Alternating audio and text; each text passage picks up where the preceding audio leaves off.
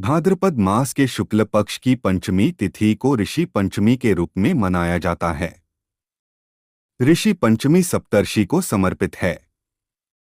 ऋषि पंचमी का पवित्र दिन 7 महान ऋषियों की स्मृति में मनाया जाता है। यह व्रत ऋषियों के प्रति श्रद्धा, कृतज्ञता, समर्पण और सम्मान की भावना को दर्शाता है। इस दिन पवित्र नदियों में स्नान का विशेष महत्व बताया गया है। ऋषि पंचमी व्रत की कथा। सतयुग में विदर्भ नगरी में शेंजित नामक राजा हुए थे। वह ऋषियों के समान थे। उन्हीं के राज में एक कृषक सुमित्र था।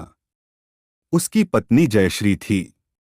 एक समय वर्षा ऋतु में जब उसकी पत्नी कामों में लगी हुई थी तो उसे ऋतु दोष हो गया।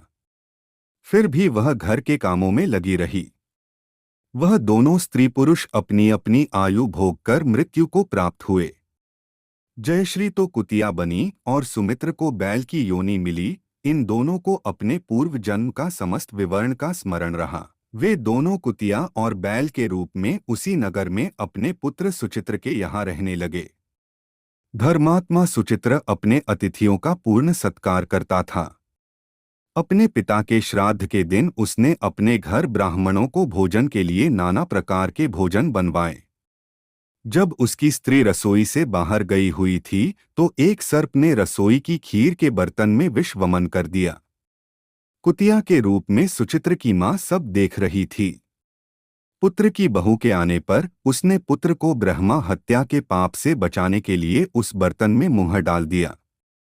सुचित्र की पत्नी चंद्रवती से कुतिया का यह कृत्य देखा न गया और उसने चूल्हे में से जलती लकड़ी निकालकर कुतिया को मारी।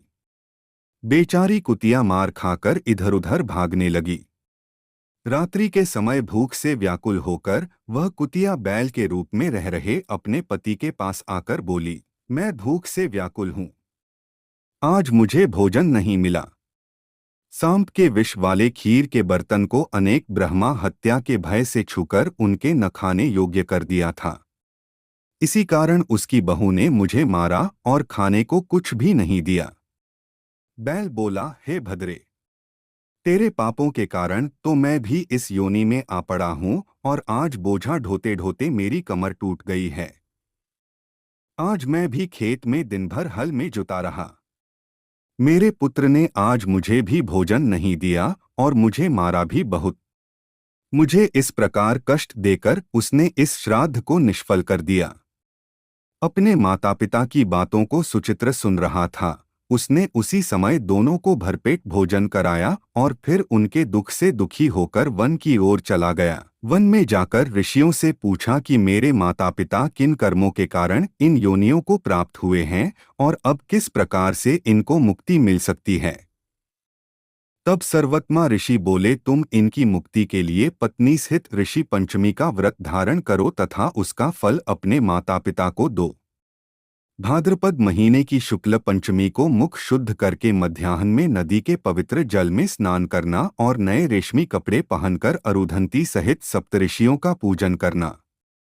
इतना सुनकर सुचित्र अपने घर लौट आया और अपनी पत्नी सहित विधि विधान से पूजन व्रत किया।